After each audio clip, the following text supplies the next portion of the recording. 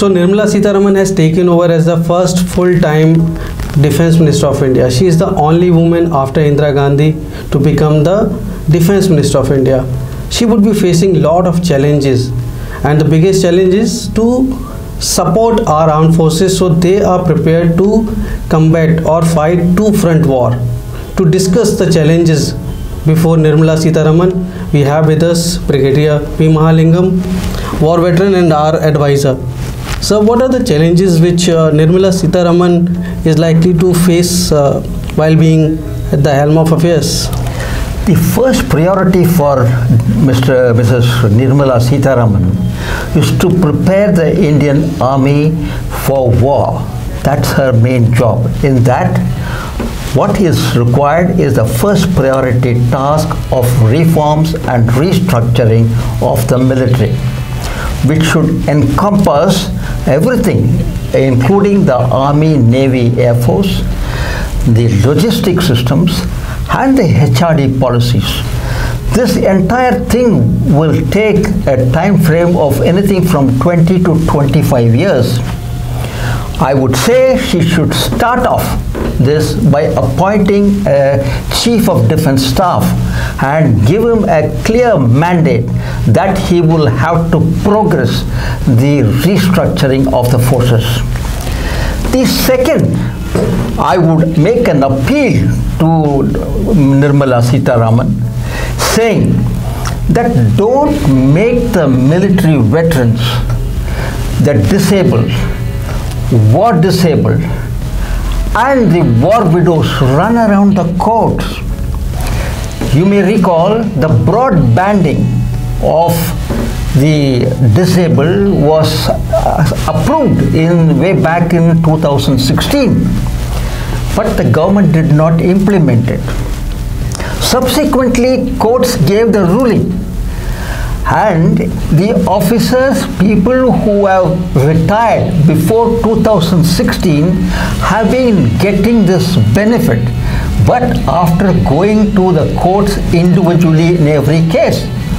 Why are we making the people to go to the court every time that they want to get this done? Today, the government's 7th Pay Commission orders for disabled have come out, and soldiers who are retired after 2016 are getting it. I think this requires very careful and sympathetic consideration, and this should not be left to the ways of the bureaucracy. The third issue, most important, that we have been reforming and changing the defense procurement procedure any number of times, but still the lacunae and the delays have been persisted and continued. I would request the Defence Minister to take a fresh look. Is it necessary that the bureaucracy need to be part of the process of procurement? I think it may be a better idea to create a professional body of people who could do everything related to procurement, including the price negotiations. And thereafter, the ministry, including the bureaucrats, could get into the details and thereafter approve the payments part of it. This will eliminate the role of the bureaucracy in corruption, if any. And lastly, but not the least, the present budgetary system. You have a system where the budgetary funds that is allotted in a year sort of elapses at the end of the financial year. And if the payments are not due during that period, well, you cannot make the payment and the money has expired, and then you are again looking for funds. To get over this, it may be a good idea to look in for a budgetary system where the money can be rolled on to the subsequent year. I think if she can manage to start off these 4 things now, because one is not too sure how long she will be here because it's a political system, and I think she'll be doing a great job.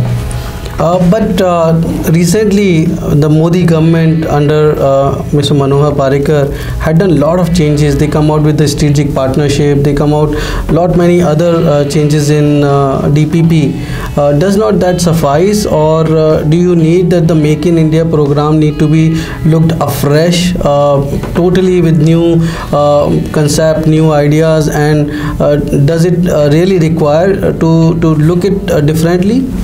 The Make in India program Modi announced with a very good intention. It's a very right thing to do. But unfortunately today, if you see on the ground, I have not been able to see much of a progress. I do not know if there is something is on the pipeline.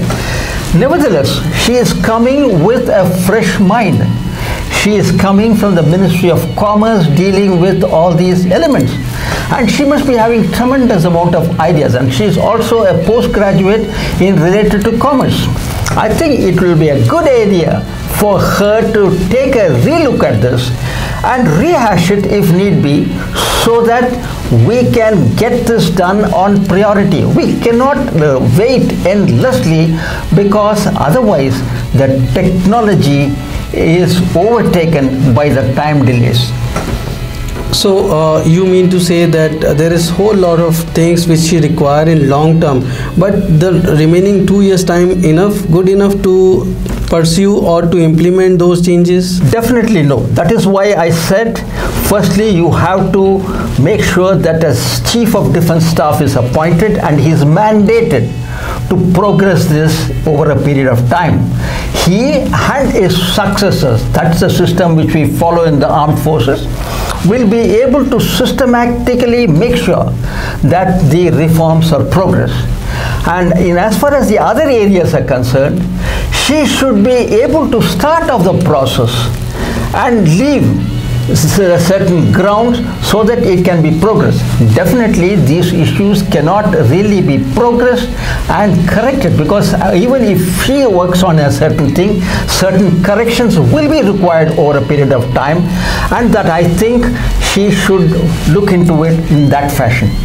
So certainly there are many challenges and there are many policies which Nirmala Sitharaman has to look afresh and rehash, and sometime maybe delete if there is a doubt, and pursue it altogether afresh.